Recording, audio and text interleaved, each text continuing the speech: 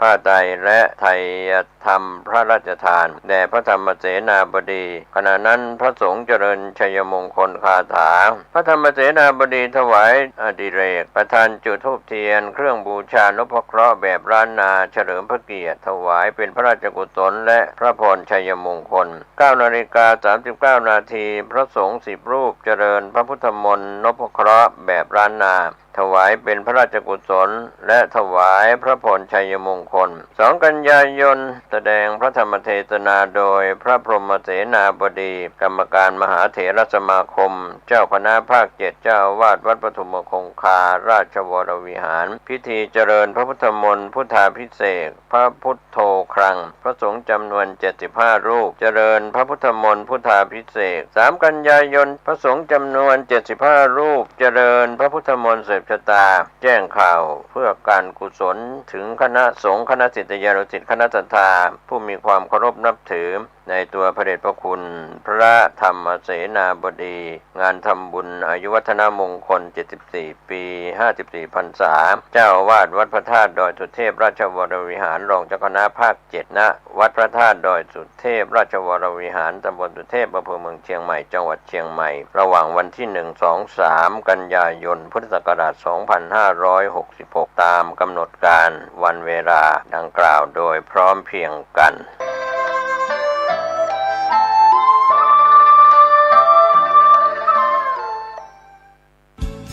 เสียงสวดมนต์การฟังเทศรายการรถด่วนขบวนพิเศษฤดูการเข้าพรรษาประจำปีพุทธศักราช 2566 จัดโดยคณะสงฆ์จังหวัดเชียงใหม่สภานักธรรมจังหวัดเชียงใหม่พุทธสมาคมจังหวัดเชียงใหม่ยุวพุทธิกสมาคมจังหวัดเชียงใหม่สภาวัฒนธรรมอำเภอเมืองเชียงใหม่มูลนิธิพุทธสมาคม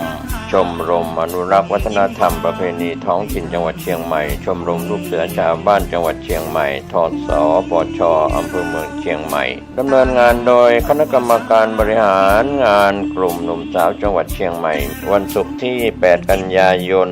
แรม 8 ค่ำเดือน 11 เหนือไปยังวัดลำเปิงตะโปธารามตำบลสุเทพอำเภอเมืองเชียงใหม่จังหวัดเชียงใหม่ 19 นาฬิกาฟังพระธรรมเทศนา1 กันฟังเทศฟังธรรมในฤดูกาลเข้าพรรษาและออกพรรษาใน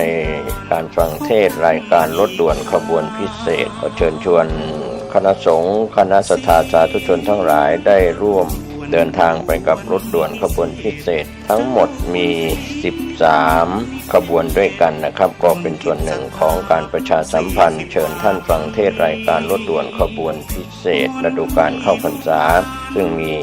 การจัดโดยคณะสงฆ์จังหวัดเชียงใหม่องค์กรเครือข่ายชาวพุทธจังหวัดเชียงใหม่ดำเนินงานโดยคณะกรรมการบริหารงานกลุ่มหนุ่มสาวจังหวัดเชียงใหม่ก็เป็นข่าวสารเพื่อการประชาสัมพันธ์รถด่วนขบวนพิเศษประจำปี 2566 นี้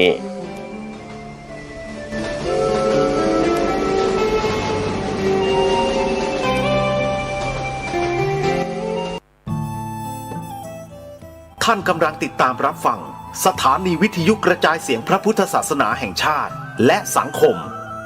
คลื่นเพื่อการศึกษาพระพุทธศาสนาและวัฒนธรรมระบบ FM 104.5 เมกะเฮิรตซ์รายการต่อไปเป็นรายการคดีโลกคดีธรรมเป็นศาสนาสำหรับชาติเราศาสนาในสมัยนี้เป็นของที่แยกจากชาติไม่ได้เป็นความจำเป็นที่เราทั้งหลายผู้เป็นไทยจะต้องมั่นคงอยู่ในศาสนาพระพุทธซึ่งเป็นศาสนาสำหรับชาติเราพระพุทธศาสนาก็ดีหรือศาสนาใดก็ดีที่ตั้งมั่นอยู่ได้ก็ด้วยความมั่นคงของผู้เลื่อมใสตั้งใจที่จะรักษาและข้าพเจ้าพูดทั้งนี้ก็เพื่อชักชวนท่านทั้งหลายอย่างเป็นเพื่อนไทยและเพื่อนพุทธศาสนิกชนด้วยกันทั้งนั้นเพื่อความมั่นคงแห่งพระพุทธศาสนาข้าพเจ้ารู้สึกว่าได้ทำหน้าที่สมควรแก่อุปถัมภ์พระพุทธศาสนาเราจะตั้งใจรักษาศาสนาของเราด้วยชีวิตและถ้าท่านตั้งใจจะช่วยข้าพเจ้าในกิจอันใหญ่นี้แล้วก็จะเป็นที่พอใจข้าพเจ้าเป็นอันมากเพราะฉะนั้น เป็นหน้าที่ของเราทั้งหลายที่จะช่วยกันบำรุงรักษาพระพุทธศาสนาอย่าให้เสื่อมสูญไปการที่จะบำรุงพระพุทธศาสนาเราต้องรู้สึกก่อนว่าหลักของพระพุทธศาสนาคืออะไรเราจะถือว่าเราเป็นไทยด้วยกันหมดเราจะต้องรักษาความเป็นไทยของเราให้ยั่งยืนเราจะต้องรักษาพระพุทธศาสนาให้ถาวรวัฒนาการอย่างที่เป็นมาแล้วหลายชั่วโคตรของเราทั้งหลายพระบรมราโชวาทของพระบาทสมเด็จพระมงกุฎเกล้าเจ้าอยู่หัวรัชกาลที่ 6พระบรมราโชวาทก็ดีพระราชนิพนธ์ก็ดีหรือพระบรมราชโองการของพระมหากษัตริย์ถือเป็นบทบัญญัติแห่งกฎหมายทั้งหมดทั้งสิ้นการบัญญัติให้พระพุทธศาสนาเป็นศาสนาประจำชาติไทยไว้ในรัฐธรรมนูญจึงเป็นสิ่งที่ถูกต้องทั้งกฎหมายและทางโบราณราชประเพณีการบัญญัติให้พระพุทธศาสนาเป็นศาสนาประจำชาติไทยไว้ในรัฐธรรมนูญย่อมเป็นหลักค้ำประกันให้กับประชาชนคนไทยว่า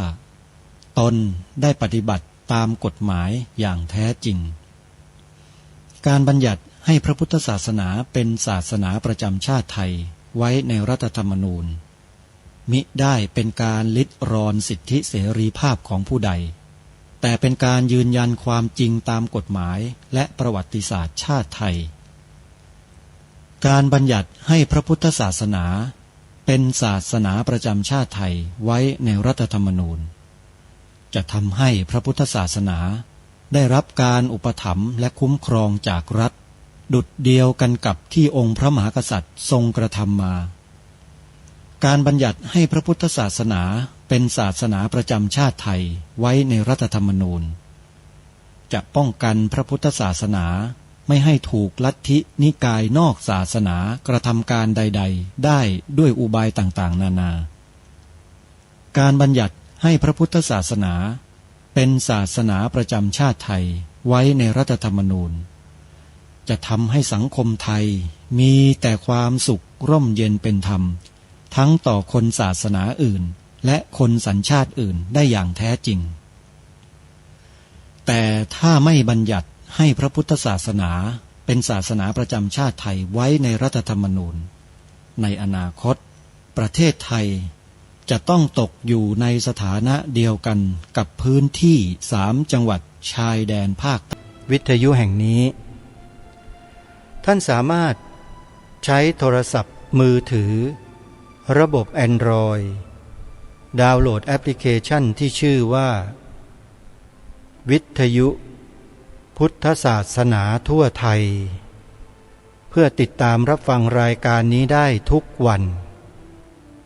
และรายการธรรมะสาระที่ดีๆจากสถานีวิทยุพระพุทธศาสนาแห่งชาติที่รวมกันอยู่ในแอปพลิเคชันนี้มากถึง40สถานีทั่วไทยธรรมะที่หลากหลายเหมาะกับจริตของแต่ละท่านท่านสามารถที่จะเลือกรับฟังได้โดยอิสระนี่คือนวัตกรรมใหม่ที่รองรับอนาคตที่สถานีวิทยุของพระสงฆ์จะถูกสั่งปิดทั่วประเทศในอีกไม่นานมีกระแสข่าวเข้ามาเช่นนั้นเป็นปีแล้วทางรายการจึงได้มาประกาศเชิญชวนสาธุชนทั้งหลายว่าให้เตรียมการไว้รองรับ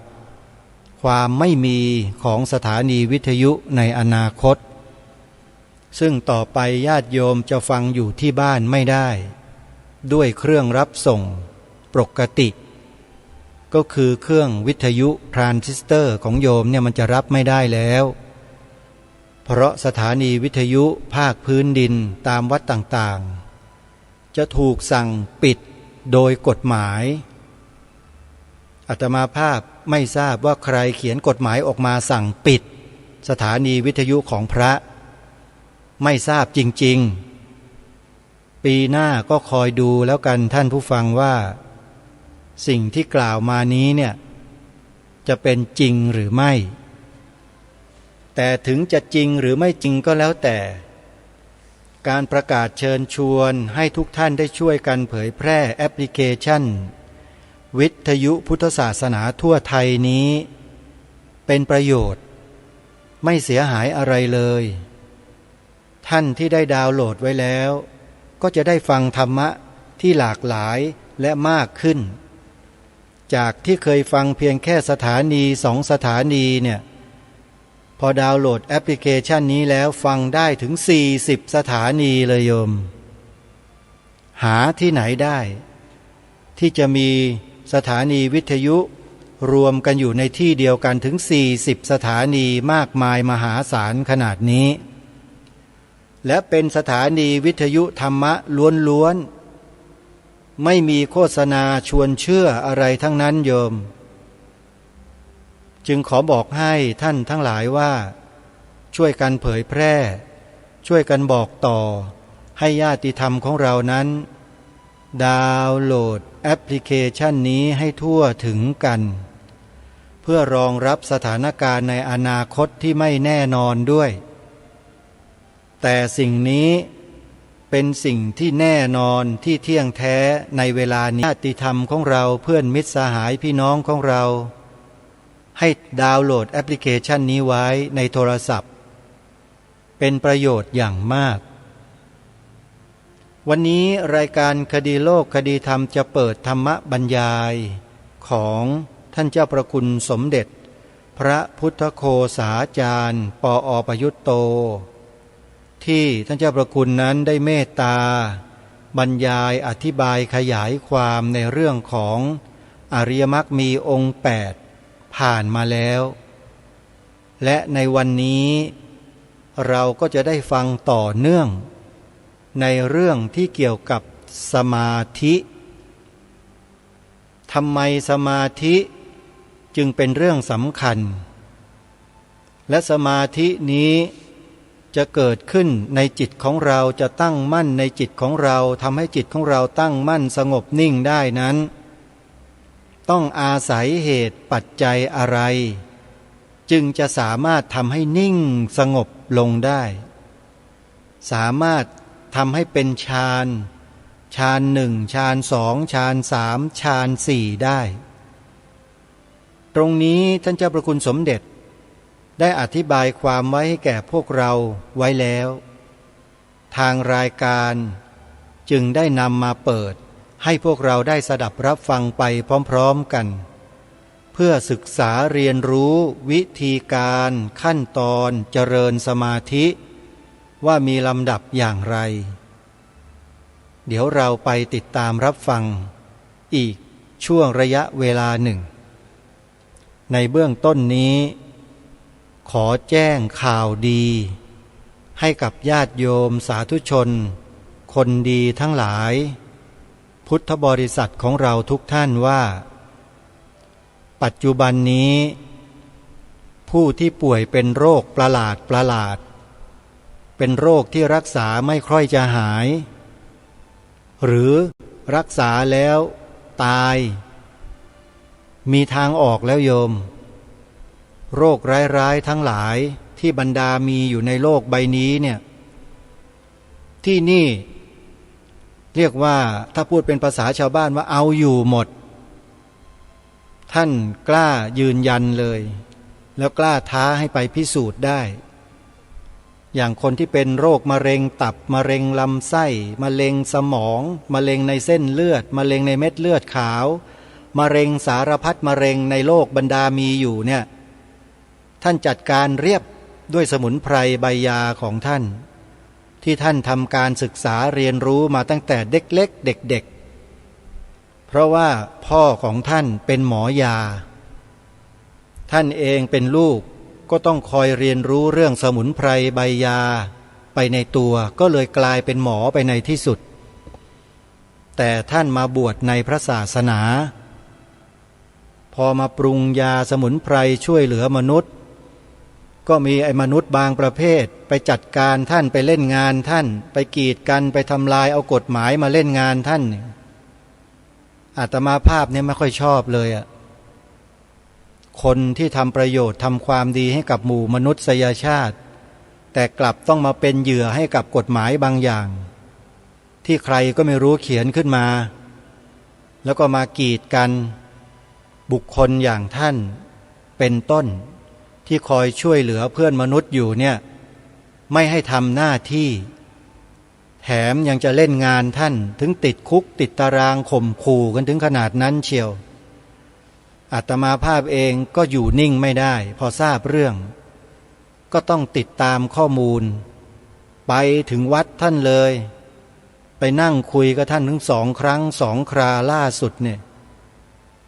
อาตมาก็ได้ข้อมูลมาเรียบร้อยแล้วแต่จะไม่พูดประเด็นนั้นแต่จะพูดในสิ่งที่เป็นประโยชน์สำหรับทุกท่านทุกคนไว้หน้าที่นี้ว่าใครที่เป็นมะเร็งร้ายๆเป็นมะเร็งขั้นสุดท้ายที่ใกล้จะตายแล้วอย่าเพิ่งท้อนะหลวงพ่อท่านมีวิธีช่วยได้โยมจดหมายเลขโทรศัพท์แล้วก็สอบถามเลยทุกเรื่องจะไปหรือไม่ไปก็แล้วแต่โยมนะแล้วแต่ผู้ป่วยนะอาตมาภาพหรือกระผมมีหน้าที่บอกอย่างเดียวอัมพฤกษ์อัมพาตอะไรต่างๆนี่รักษาได้โทรไปที่หมายเลข3 หมายเลขนี้นะสอบถามดู0 8 6 5 8 9 7 0 0 5 0 8 1 1 2 5 3 5 5และ0 8 1 1 1 2 5 3 9 5โทรไปที่นี่เลยวัดสระแก้วอำเภอลาดยาวจังหวัดนครสวรรค์รับรองได้ว่าถ้ามีจิตใจมุ่งมั่นมีศรัทธาแล้วโรคนี้หายทุกคนแต่ถ้าใครลบหลู่ดูหมิ่นอยากจะทดลองทดสอบท่านด้วยจิตไม่บริสุทธิ์ตายทุกคนเพราะเรื่องนี้มันมีเรื่องของครูยาหมอยาเกี่ยวข้องอยู่ด้วยมันเป็นเรื่องของจิตวิญญาณที่เกี่ยวข้องกับยาสมุนไพรพวกนี้ถ้าไม่สมัครใจไม่ศรัทธาลบหลู่แล้วก็เรียบร้อยทุกรายมันก็เหมือนกับกินใบมะม่วงนั่นแหละเพราะใจไม่ศรัทธาไงไม่เคารพแต่ถ้าเคารพศรัทธาแล้วหายทุกรายโยมอาตมาขอบอกนะโทรไปตามหมายเลขนี้เอาละท่านสาธุชนเดี๋ยวเรามาฟังธรรมบรรยายของท่านเจ้าประคุณสมเด็จพระพุทธโฆษาจารย์ปอ.ประยุตโตพร้อมๆกันท่านจะพูดถึงเรื่องสมาธิและสติเกี่ยวเนื่องกันไปติดตามรับฟังพร้อมๆกันได้นะบัดนี้ตอนที่34เรื่องอยากได้สมาธิกันนักหนาถ้าไม่เอาสติมานำหน้าทางสำเร็จก็ไม่มีคุยธรรมะกันสืบเนื่องจากเรื่องที่พูดไปแล้วเมื่อก่อนนี้ก็พูดถึงเรื่ององค์ประกอบของจิตคือว่าด้านการฝึกจิตหรือสมาธิเนี่ยได้พูดถึงว่ามีองค์ธรรมสำคัญอยู่อย่างน้อย3ตัวนี้เป็นตัวยืนในการทำงานของจิตเนี่ยซึ่งในชีวิตที่ดีงามจะต้องอาศัยมันเพราะฉะนั้นท่านก็ไปกำหนดไว้ในมรรคมีองค์8นะในฝ่ายของด้านจิตหรือสมาธิทั้งหมดเนี่ยก็มีความเพียรนะซึ่งอาจจะเรียกว่าความพยายามก็ความหมายก็ถือว่าใช้แทนกันได้ความเพียรพยายามแล้วก็สติแล้วก็สมาธิความเพียรพยายามนี่ก็เป็นตัวที่สำคัญมากเพราะมันทำให้เกิดการขยับเขยื้อนเคลื่อนไหวทำให้ก้าวไปข้างหน้า นี่ถ้าหากว่าไม่มีความเพียรหยุดนิ่งเฉยไปเลยไม่มีการเคลื่อนไหวมันก็เท่ากับจิตไม่ทำงานนั่นเองจะทำอะไรแต่อะไรก็เป็นไปไม่ได้เพราะฉะนั้นตัวนี้ก็สำคัญเพราะฉะนั้นจึงอยู่ในองค์มรรคนะเหมือนกับว่าขาดไม่ได้ในการที่ว่าจะให้เดินหน้าไปในชีวิตที่ดีงามแต่ที่จริงก็คือจะให้จิตทำงานนั่นแหละนี่ก็ต่อไปตัวที่สองก็สติสติก็มีความสำคัญมากเพราะว่าเป็นตัวจับเป็นตัวกำหนดทำให้จิตอยู่กับสิ่งที่ต้องการนี้ถ้าหากว่าสิ่งที่เราต้องการจะเกี่ยวข้องอยู่นะมันไม่ได้อยู่กับจิตไม่ได้อยู่ต่อหน้าเราเนี่ยเราก็ทำอะไรกับมันไม่ได้เลยนะเพราะฉะนั้นสติก็เป็นตัวสำคัญขาดไม่ได้อีกแหละนะจะทำอะไรกับสิ่งใดสิ่งนั้นก็ต้องอยู่นะอยู่กับเราอยู่กับที่จิตของเราอยู่ต่อหน้าเราเพราะนั้นสติก็เป็นตัวเนี่ยจับเอามาวางไว้ให้เราทำงานได้ตัวที่สามสมาธิอีกสมาธินั้นก็ถ้าจิตมันไหวมันแกว่งมันสายมันถูกกวนอยู่มันก็ทำงานไม่ได้อีกนะอย่างที่พูดไปแล้วบอกว่าสมาธินั้นมันทำให้เกิดความอยู่ตัวนะเหมือนกับมีที่รองรับเมื่อที่รองรับนั้นมันมั่นคงไม่หวั่นไหวอะไรแต่อะไรที่ตั้งอยู่บนนั้นก็อยู่ได้นะถ้าที่รองรับนั้นมันไหวมันคลอนแคลนอะไรแต่อะไรอยู่บนนั้นก็กลิ้งระเนระนาดล้มหรือหล่นไปเลยเพราะนั้นเป็นอันว่าจิตจะทำงานต้องอาศัยเจ้าตัวเนี่ยสามตัวหนึ่งต้องมีวายามะหรือมีวิริยะมีความเพียรทำให้ขยับขยื่นเคลื่อนไหวนะแล้วก็ต้องมีสติเป็นตัวจับเอาไว้แล้วก็มีสมาธิเป็นตัวที่ทำให้มันอยู่นิ่งอยู่ตัวนะไม่สายไม่แกว่งไม่ไกวนะไม่หวั่นไม่ไหวไม่คลอนไม่แคลนแล้วก็ไม่ถูกกวนเพราะนั้นในองค์มรรคก็ไปเป็นความเพียรพยายามที่ถูกต้องนะเพราะว่าต้องการเป็นชีวิตที่ดีทำมันก็เพียรได้เหมือนกันในทุกกรณีแต่ว่าเกิดเพียรไม่ถูกต้องไปใช้ในเรื่องเสียหายก็มันก็ไม่เป็นมรรคนะอันนั้นก็เลยต้องเติมสัมมาเข้ามาข้างหน้าสัมมาวายามะเพียรชอบแล้วก็สติก็ต้องเป็นสัมมาสติใช้สติในทางที่ถูกต้องในทางที่ชอบแล้วก็สัมมาสมาธิเป็นความตั้งมั่นของจิตที่ชอบที่ถูกต้องก็แปลว่าองค์ธรรมสามอย่างฝ่ายจิตนี้มีความสำคัญอย่างยิ่งแล้วก็ได้พูดอธิบายไปแล้วว่าสมาธินั้นทำให้จิตมีลักษณะสำคัญ3ประการอันนี้อธิบายไปยาวแล้วนะว่าโดยสรุปก็คือ 1. ทำให้จิตมีกำลังมีพลังแข็งแรงเหมือนกับน้ำที่ไหลไปทางเดียวนะเป็นร่องเป็นรางเป็นทางไปนะ 2. ก็ทำให้จิตใสเหมือนกับน้ำที่ว่าตั้งอยู่ในที่สงบนิ่งบนที่อันมั่นคงก็ตกตะกอนแล้วก็น้ำใสมองเห็นอะไรต่างๆเอื้อต่อปัญญาแล้วก็ 3. ก็ทำให้จิตสงบไม่มีอะไรกวนแล้วก็เลยทำให้เกิดความสุขเพราะว่าเมื่อไม่มีอะไรกวนจิตมันก็สบายนะ3อย่างนี้ต้องเอามาใช้ประสานกันในทางที่ดีงามก็คือมาใช้ในการทำงานของจิต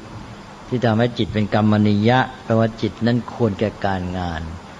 เหมาะกับการใช้งานพอเหมาะกับการใช้งานก็เอาไปหนุนปัญญาก็ทำให้ปัญญานี้ทำงานได้ผลดี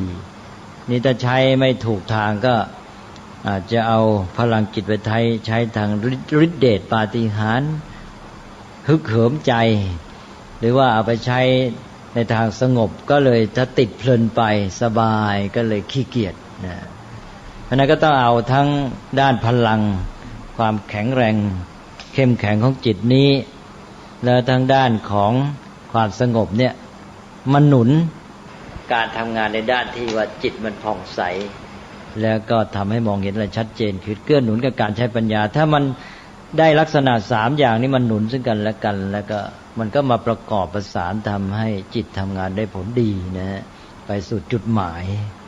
ทีนี้ก็ได้พูดไปแล้วอีกอย่างหนึ่งบอกว่าเนี่ยตัวสมาธิเองเนี่ยเพราะเหตุที่มันทำให้จิตมันสงบมันไม่ถูกอะไรกวนมันก็ทำให้มีความโน้มเองในทางที่ว่ามีความสุขสบายแล้วก็ชักจะเสวยความสุขเมื่อเสวยความสุขมันก็เลยเกียจคร้านเพราะฉะนั้นเจ้าตัวสมาธิก็เลยเปิดช่องให้แก่โกสัจฉะแปลว่าความเกียจคร้านความเกียจคร้านก็ไปกันได้กับสมาธิเพราะฉะนั้นก็เลยจะต้องมีเจ้าวายามะหรือวิริยะคือความเพียรเนี่ยมาคอยถ่วงดุลไว้มาช่วยนั่นเองมาช่วยไม่ให้มันขี้เกียจไม่ให้มันอยู่นิ่งให้มันเคลื่อนไหวให้มันก้าวหน้าไปอันนั้นก็เลยให้สมาธิเนี่ยกับความเพียรเนี่ยเข้าคู่กันนะอันนี้ถ้าความเพียรซึ่งมันเป็นตัวทำให้เดินหน้าเนี่ยมันจะไปหน้าท่าเดียวนะถ้าดับไปหน้าท่าเดียวนี่มันรีบมันร้อนมันทำให้พลุ่งพล่านอันนั้นก็ทำให้เสียการเหมือนกันความเพียรแรงไปพลุ่งพล่านไปรีบเร่งไปบางทีก็ไม่ได้ผลใช่ไหมทั้งที่มีแรงนั่นแหละแต่ว่าทำให้พลาดเพราะฉะนั้นก็เลยต้องมีสมาธินี่จะทำให้ความเพียรนี้มันไปได้อย่างสม่ำเสมอได้ผลดีเพราะนั้นมันต้องได้ทั้งสองอย่างนะว่าเพียรก็ต้องอาศัยสมาธิมาช่วยเดินหน้าก้าวหน้าไปแต่พร้อมกันนั้นก็ต้องก้าวไปอย่างมั่นคงด้วยใช่ไหมแต่เจ้าสมาธิเองเดี๋ยวมีแต่สมาธิก็จะหยุดนิ่งอีกสบายก็ต้องเอาเพียรมาคอยเร้าเนี่ยคอยผลักคอยดันไปเนี่ยนี่แหละครับก็เพราะนั้นสมาธิกับความเพียรนี้ก็เข้าคู่กันก็ได้พูดไปแล้วทีนี้อีกตัวหนึ่งก็คือสติสตินี่เป็นตัวที่มีความสำคัญอย่างยิ่งเป็นตัวที่ว่าเป็นตัวที่จะทำให้รู้ด้วยบอกให้รู้ว่าตอนนี้ไอ้เจ้าสมาธินี่มันชักจะสงบสบายไปนะขาดความเพียรมันก็จะเป็นตัวบอกให้รู้แล้วก็เอาความเพียรมาใช้นะมันเหมือนเป็นยามนะมันเป็นยามคอยตรวจตราคอยสอดส่องทีนี้ถ้าหากว่าเพียรมากไปเจ้าสติก็บอกอีกว่าตอนนี้เพียรมากไปแล้วนะให้มีความสงบบ้างอย่าพลุ่งพล่านรีบเร่งเกินไปนะมันก็จะทำให้เกิดความพอดีเพราะฉะนั้นสตินี้ก็เป็นตัวที่มีความสำคัญทีนี้เรื่องวิริยะความเพียรกับสมาธินี่พูดไปแล้วพอสมควรวันนี้ก็เลยจะพูดถึงเรื่องสตินะซึ่งอยู่ใน3องค์ประกอบในฝ่ายจิตเนี่ยที่มีความสำคัญนี่สติคืออย่างไรนะสติต่างกับสมาธิอย่างไรนะสตินี้เป็นตัวที่มีความสำคัญอย่างยิ่งมันจะมีเรื่องต้องพูดอีกเยอะเลยวันนี้เอาเฉพาะในแง่ที่ว่าสติคืออย่างไรแล้วก็ทำงานสัมพันธ์กับสมาธิอย่างไรอยู่ในฝ่ายจิตด้วยกันสตินั้นเราแปลกันว่าความระลึกได้นะถ้าแปลง่ายกว่านั้นเป็นไทยแท้ก็นึกนั่นเองนะเอาเป็นว่านึกก็ตามระลึกก็ตามก็เป็นสติลองนึกดูสิฮะภาษาไทยเนี่ยนึกกับระลึกเนี่ยคล้ายๆกันนะนึกถึงอะไรระลึกถึงอะไรคล้ายๆกันนึกไม่เหมือนคิดนะคิดคนละอย่างนะนึกนี่มันดึงออกมานะจิตไปกำหนดอันนั้นเอาไปว่าแปลกันไทยง่ายๆก็ระลึกบ้างนึกบ้างแต่ว่าถ้าแปลให้เป็นรูปธรรมเนี่ยเราต้องมาเทียบกับเรื่องของวัตถุสตินี่ก็ทำหน้าที่เป็นตัวที่จับเป็นตัวที่ยึดเป็นตัวที่กำหนดเป็นตัวที่ดึงเป็นตัวที่ตรึงนะเอาง่ายๆว่าดึงดีกว่าดึงนี่เป็นรูปธรรมที่มีความหมายใกล้กับคำว่าระลึกหรือนึกนะลองคิดสิว่าระลึกในทางจิตใจกับดึงในทางรูปธรรมเนี่ยจะคล้ายๆกันดึงนี่เป็นยังไงคือหมายความว่าสิ่งที่มันผ่านเข้ามาแล้วมันจะเลยไปเราจะเอามันไว้เนี่ยถ้ามันผ่านไปเราจัดการกับมันไม่ได้เราก็ดึงมันไว้ก่อนไม่ยอมให้มันผ่านเลยไปนะนี่หนึ่งแล้วนะดึงไว้มันผ่านมาแล้วมันจะเลยไปซะดึงมันไว้ก่อนเนี่ย เพราะเราจะจัดการกับมันเราจะทำงานกับมันต้องดึงไว้ถ้ามันผ่านไปเราก็ทำงานกับมันไม่ได้ทีนี้หนึ่งแล้วนะครับสิ่งที่ผ่านมาแล้วจะผ่านไปก็เลยดึงมันไว้มันก็อยู่ต่อหน้าเราก็ทำงานกับมันได้ทีนี้สองสิ่งที่ผ่านไปแล้วมันมาทีหนึ่งแล้วทีนี้มันผ่านไปมันก็คือไปอยู่ในความทรงจำของเราสิ่งอะไรก็ตามถ้ามันผ่านมาแล้วมันเลยไปแล้วก็คือมันเข้าไปอยู่ในความทรงจำตอนนี้มันไม่อยู่ต่อหน้าเราแล้วเพราะมันอยู่ในความทรงจำทีนี้เราต้องการจะทำงานกับมันทำไงล่ะก็ดึงมันออกมาจากความทรงจำใหม่ดึงออกมาจากความทรงจำมาอยู่ต่อหน้าเราอีกนี่แหละดึงในกรณีนี้จะใกล้กันมากกับคำว่าระลึกใช่ไหมเช่นว่าสิ่งที่ล่วงไปแล้วไปอยู่ในความทรงจำเราระลึกขึ้นมาก็คือดึงมันกลับขึ้นมาพอดึงมันกลับขึ้นมาก็อยู่ต่อหน้าเราก็ทำงานกับมันได้อีกเช่นทำงานกับมันเช่นอะไรเช่นจะดูให้มันชัดมันผ่านมาแล้วเห็นมันนิดเดียวแวบหนึ่งมันยังไม่ทันรู้ว่าเป็นอะไรยังไม่รู้รายละเอียดดึงมันไว้ก่อนเพราะมันอยู่ต่อหน้าก็ดูชัดเจนทีนี้สิ่งที่ผ่านไปแล้วไปอยู่ในความทรงจำก็เหมือนกันมันยังไงกันแน่นะอยากจะดูให้มันชัดอีกทีเนี่ยดึงมันกลับออกมาก็มาดูชัดนะเป็นอันว่าได้ความแล้วนะฮะนี่แหละครับสติละสติก็คือดึงเอาสิ่งที่ผ่านเข้ามาแล้วจะผ่านเลยไปไม่ให้มันผ่านไปดึงเอาไว้ให้มันอยู่ต่อหน้าจะได้ทำงานกับมันหนึ่งนี่ปัจจุบันสองก็คือดึงสิ่งที่ผ่านไปแล้วในอดีตเป็นความทรงจำกลับออกมาอยู่ต่อหน้าเราใหม่เพราะฉะนั้นการทำงานของสตินี่สำคัญมากถ้าสติไม่ทำงานสักอย่างสิ่งนั้นไม่อยู่กับเราแล้วเราทำอะไรกับมันไม่ได้เลยนะก็คิดว่าคงจะเข้าใจอันนี้พอเข้าใจการทำงานหน้าที่ของสติและความหมายมันอยู่ด้วยกันหมดแล้วก็จะโยงไปถึงความสัมพันธ์กับองค์ธรรมอื่นที่สำคัญก็คือสมาธิเนี่ยสมาธิกับสตินี่ต่างกันสตินี่มันดึงไว้นะ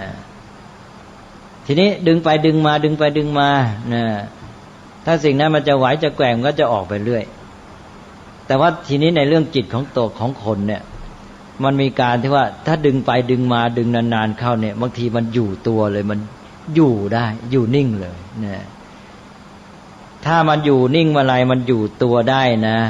มันไม่หลุดลอยออกไปอีกมันไม่คอยจะหลุดลอยไปไม่ต้องคอยดึงอยู่ภาวะที่มันอยู่ตัวอยู่ได้อยู่กับที่นั้นได้เรียกว่าเป็นสมาธินะก็ท่านอุปมาเหมือนอย่างนี้เหมือนกับว่าเราเนี่ยไปจับเอาวัวป่ามาวัวป่าดีกว่าวัวป่ามันก็พยศนะจับเอามาแล้วนี่มันก็จะหนีเข้าป่าเรื่อยทำยังไงล่ะเราก็จะต้องเอามาให้อยู่ตอนแรกมันจะไปเรื่อยเราก็ต้องเอาเชือกมาผูกมันไว้เนี่ยเชือกผูกไว้กับอะไรกับหลักเนี่ยตอกหลักเข้าไป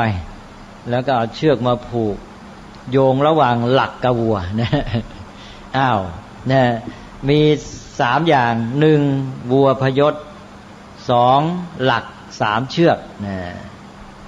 อันนี้ไอ้เจ้าวัวพยศนั้นเปรียบได้กับจิตของเราเจ้าจิตของเรานี่มันเหมือนวัวพยศคือมันไม่อยู่มันจะไปเรื่อยออกจากเรื่องนี้ไปเรื่องโน้นเรื่องโน้นเรียกว่าเป็นความฟุ้งซ่านเพราะฉะนั้นจะหาทางให้วัวอยู่กับอะไรอยู่กับหลักไงหลักนี่ก็คือสิ่งที่เราต้องการหลักคือสิ่งที่เราต้องการไอ้เจ้าวัวคือจิตของเรานี่มันไม่ยอมอยู่มันจะไปเรื่อยเราจะพยายามให้จิตของเราคือวัวเนี่ยมันอยู่กับหลักคือสิ่งที่เราต้องการเราก็เลยเอาเชือกมาผูกมันเชือกนี้เปรียบได้กับสตินะเชือกเป็นสติเป็นตัวดึงนี่แหละสติเป็นตัวดึงเหมือนกับเชือกดึงไว้เจ้าวัวพยศนี่จะไปจะหนีไปทีไรเจ้าเชือกก็ดึงไว้ทุกทีไปไม่ได้สักทีนะพอดึงเข้ามาแล้วเดี๋ยวมันก็ไปอีกแหละ เดินพล่านไปไม่ได้เดี๋ยวดึงออกไปแล้วมันจะออกไปเจ้าเชือกก็ดึงมันไว้ไปไม่ได้สักทีเจ้าวัวพยศนี่นานเข้านานข้าจะอ่อนอกอ่อนใจนะดึงกันไปดึงกันมาในที่สุดก็เลยมาหมอบอยู่กงหลักนั่นเองนะพอมาหมอบนิ่งอยู่กับหลักได้นี่ท่านบอกว่านี่คือสมาธิแหละนะตอนนี้ไอ้เจ้าเชือกคือสตินี่เหมือนกับไม่ได้ทำหน้าที่ดึงแล้วนะใช่ไหมพอวัวมันอยู่มันหมอบเนี่ยเชือกมันอยู่เฉยๆเชือกไม่ได้ทำหน้าที่ดึงแต่ว่าเชือกไม่ได้ปล่อยนะเชือกมันก็ยังผูกอยู่นั่นนะมันทำหน้าที่อยู่เหมือนกันแต่ว่ามันไม่ได้เด่นออกมานะเพราะว่าถ้าเจ้าวัวนี่เกิดออกไปเมื่อไหร่ก็เจ้าเชือกก็เอาอีกนะนี่คือเรื่องของสติกับสมาธินะเป็นนั้นว่าตอนที่เจ้าวัวยังพยศพยายามออกไปอยู่เรื่อยๆแล้วก็เจ้าเชือกคือสติดึงไว้เนี่ยตอนนี้ก็คือการทำงานของสติเมื่อไหร่เจ้าวัวนั้นมันยอมอยู่นิ่งหมอบอยู่กับหลักอันนั้นเรียกว่าเป็นสมาธิทีนี้มีคำที่ควรจะรู้เพิ่มนิดหน่อยตอนนี้เรารู้แล้วว่าวัวพยศนั้นเปรียบได้กับจิตแล้วก็เชือกนั้นเปรียบได้กับสติทีนี้หลักนั้นน่ะหลักเนี่ยคือสิ่งที่จิตเรากำหนดมีศัพท์ทางพระเรียกว่าอารมณ์นะฮะอันนี้เป็นศัพท์พิเศษเพราะว่ามันจะสับสนกับภาษาไทยภาษาไทยเราพูดว่าอารมณ์เราหมายถึงความรู้สึกในใจเช่นความรู้สึกเสียใจความเศร้าความโกรธอะไรต่างๆเหล่านี้เราเรียกว่าอารมณ์พอใช้ในภาษาไทยอย่างนี้แล้วทำให้วุ่นหมดสับสนหมดเวลาพูดศัพท์พระว่าอารมณ์นี่มันไปคนละเรื่องอารมณ์มันหมายถึงสิ่งที่จิตกำหนดสิ่งที่จิตรับรู้อะไรก็ตามแม้แต่ทางตาสิ่งที่ตาเห็นก็เรียกว่าอารมณ์ทางตาสิ่งที่ได้ยินทางหูก็เรียกว่าอารมณ์ทางหูคือเสียงนั่นเองเสียงก็เป็นอารมณ์รูปก็เป็นอารมณ์ของตาเสียงก็เป็นอารมณ์ของหูกลิ่นก็เป็นอารมณ์ของประสาทจมูกแล้วก็รสก็เป็นอารมณ์ของลิ้นแล้วก็สิ่งที่คิดที่นึกในใจทั้งหลายเนี่ยก็เป็นอารมณ์ของจิตใจการที่ภาษาไทยมันเพี้ยนไปก็คงเริ่มจากสิ่งที่เรานึกเราคิดในใจนี่แหละมันมีอารมณ์คือสิ่งที่ใจนึกคิดนี่เป็นอารมณ์ชนิดหนึ่งแต่นี้สิ่งที่ใจนึกคิดนี่ที่ใจรู้นี่มันเยอะเหลือเกินมันรวมทั้งความรู้สึกด้วยรวมทั้งความโกรธความเกลียดอะไรต่างๆความสุขความทุกข์เนี่ยมันกลายเป็นอารมณ์คือสิ่งที่จิตรับรู้หมดเลยจากความหมายแคบๆในด้านอารมณ์ทางจิตหรือสิ่งที่จิตรับรู้เนี่ยภาษาไทยก็ค่อยๆเพี้ยนค่อยๆคลาดเคลื่อนไปแคบเข้าไปเหลือเท่านี้พอพูดภาษาไทยก็เลยเอาอารมณ์ไปเป็นอีโมชันในภาษาอังกฤษที่จริงนั้นถ้าแปลเป็นภาษาอังกฤษนั้นคำว่าอารมณ์นี่เขาจะแปลว่า sense object นะแต่สิ่งที่รับรู้นั่นเองคิดว่าเท่านี้ก็คงจะเข้าใจแล้วนะเรื่องความสัมพันธ์รวมทั้งความแตกต่างระหว่างสติกับสมาธิอันนี้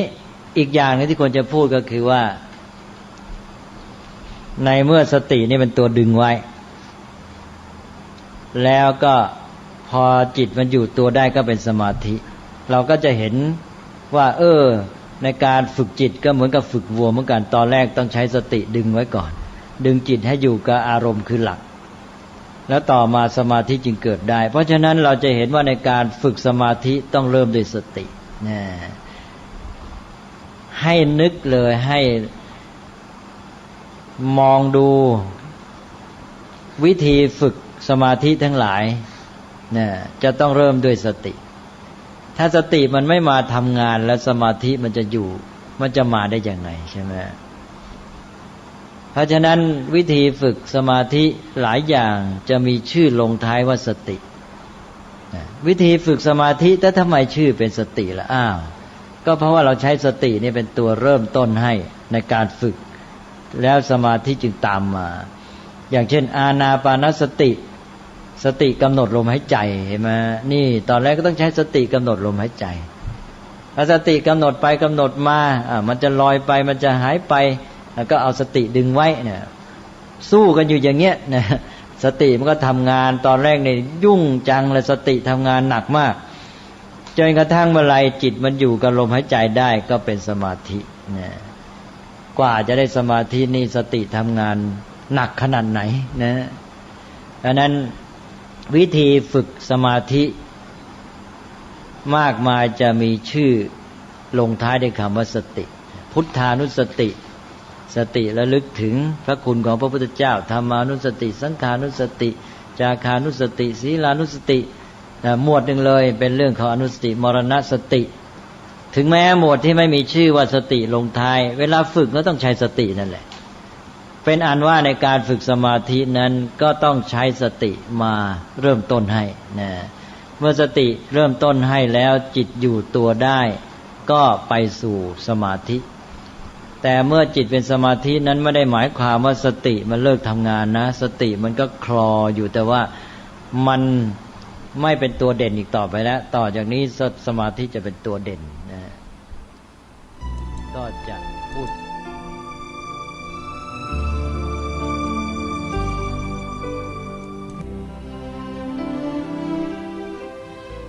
ท่านสาธุชนผู้ฟังทุกท่าน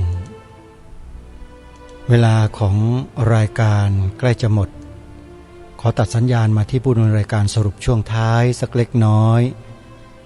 เพื่อเราจะได้ไปติดตามรับฟังกันในวันต่อไปซึ่งยังเหลืออีกหนึ่งช่วงในตอนนี้ก็เป็นนั้นว่าการทำสมาธิไม่ว่าจะเป็นการทำสมาธิจากสายไหนก็แล้วแต่หนีไม่พ้นเรื่องของสติเพราะฉะนั้นสติจึงถือว่าเป็นตัวหลักในการพัฒนาสมาธิให้เกิดขึ้นในจิตใจของคนเราทุกคนถ้าขาดสติซะแล้วสมาธิก็เกิดไม่ได้เพราะฉะนั้นสำนักสถานที่ใดๆก็แล้วแต่ที่สอนเรื่องสมาธิก็จะต้องมีตัวสติเข้าไปเป็นองค์ประกอบอย่างสำคัญเสมอถ้าที่ไหนปฏิเสธสติบอกว่าไม่ต้องมีหรอกสติเข้าสมาธิเลยอย่างนี้ไม่ใช่แล้วก็จะพาเข้ารกเข้าพงไปในที่สุดกลับกลายเป็นฤาษีชีไพรเป็นร่างทรงเป็นครูกายแก้วอย่างที่เขาเอามาบูชากันเนี่ยโยมก็จะกลายเป็นเช่นนั้นกันไปเสียแทนที่จะมุ่งตรงสู่มรรคผลพระนิพพานหลุดพ้นจากความทุกข์ได้ก็กลับกลายเป็นสั่งสมกองทุกข์ให้มากยิ่งขึ้นไปกว่าเดิมเสียอีกเดี๋ยววันพรุ่งนี้เรามาติดตามรับฟังกันต่อเนื่องจากวันนี้สำหรับวันนี้เวลาของรายการหมดลงแล้วอาตมาภาพต้องขอล่ำลาท่านผู้ฟังไว้แต่เพียงเท่านี้ก่อนพบกับรายการได้ใหม่ในวันพรุ่งนี้ขอความสุขสวัสดีในธรรมแห่งองค์สมเด็จพระบรมศาสดาสัมมาสัมพุทธเจ้าจงปรากฏเกิดมีขึ้นในจิตใจของท่านผู้ฟังทุกท่านทุกคนเทินขอเจริญพร